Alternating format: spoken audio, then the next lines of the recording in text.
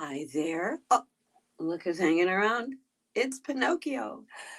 You do know Pinocchio. Oh, hi. Good morning. This is Marilyn Price, the Mentor Project. And I talked to you a little bit about noses today because that's what our story is all about. So thank you for coming to our site. I'm hoping you're enjoying it.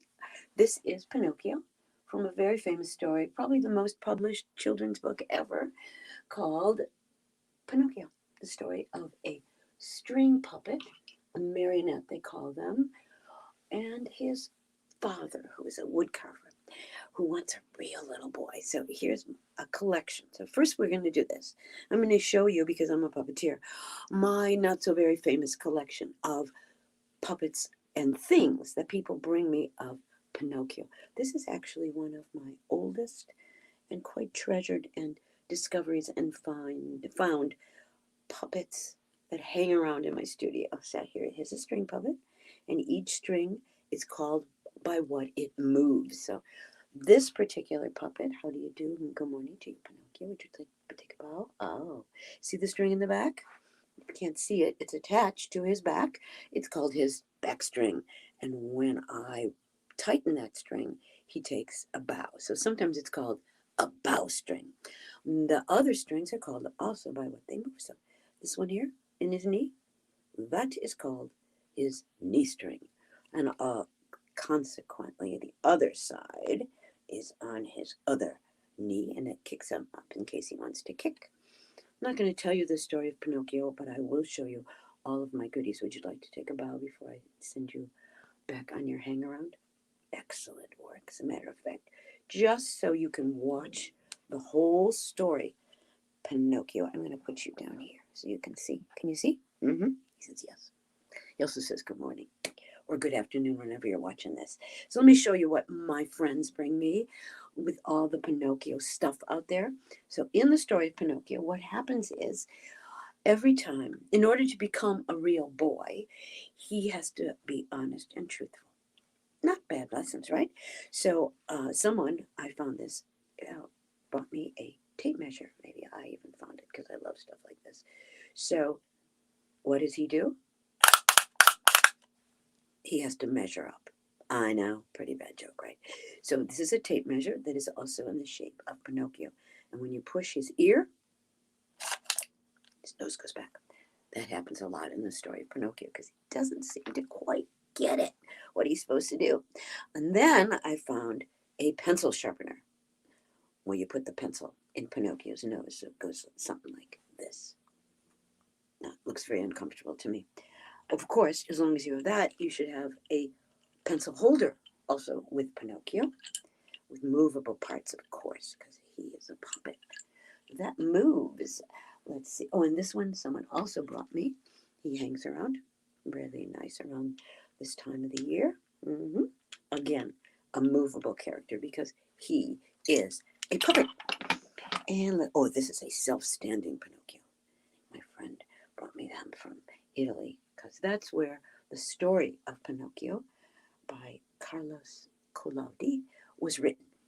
And the more recent acquisitions are this Pinocchio top, and of course, he can spin at either end, his nose or the spinner part. There he goes. Let's see if I can do this on my hand. Oh, I could. Tickles.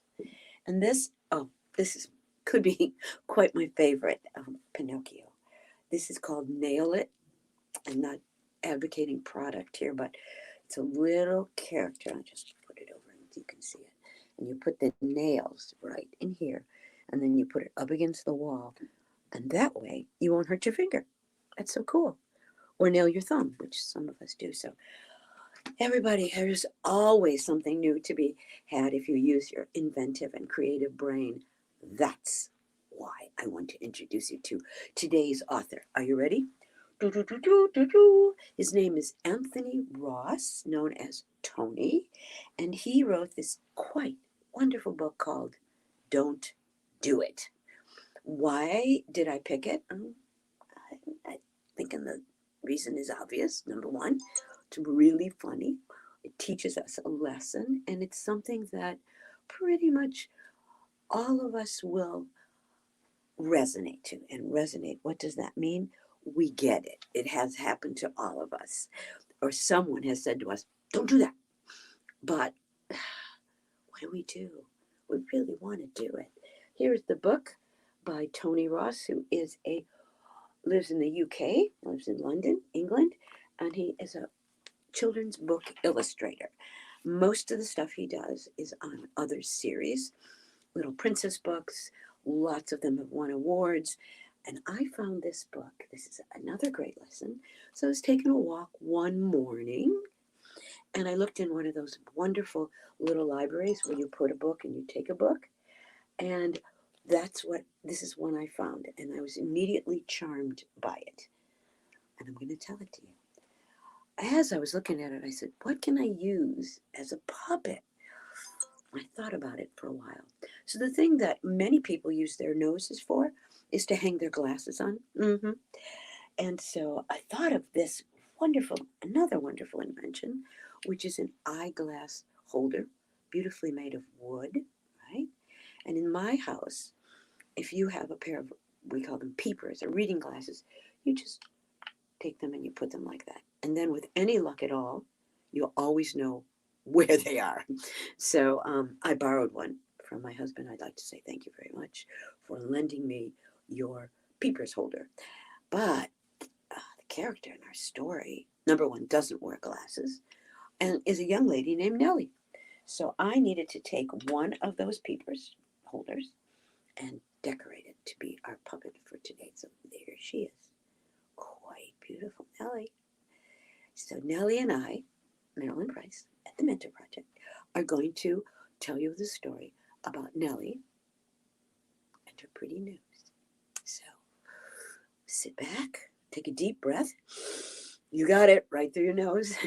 And even think about something that you love that smells so good. And that is what we're going to do with our story today. Don't Do That, published in 1991 by Tony Ross and Crown Publishing Company. Are you ready, Nellie? Nellie had a pretty nose. It was so pretty that it won pretty nose competitions. It was so pretty that Nellie was given a part in the holiday play with Donna and Patricia, who had pretty noses too. But then Donna and Patricia and Nellie, as some children do, put their fingers in their noses.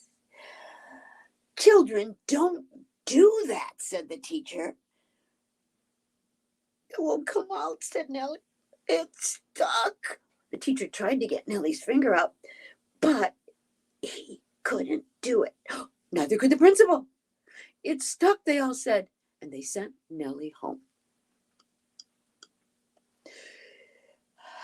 It's stuck, said Nellie.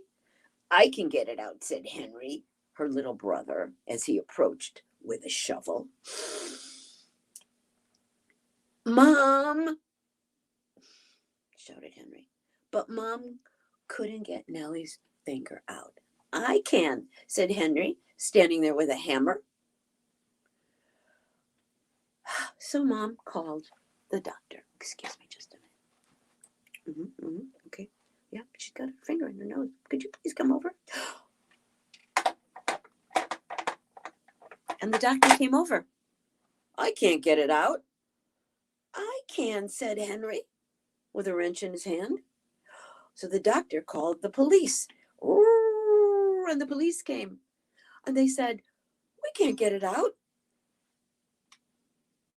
I can't, said Henry, standing there with a bat. So the police called the magician. I can't get it out, said the magician. Henry said, I can.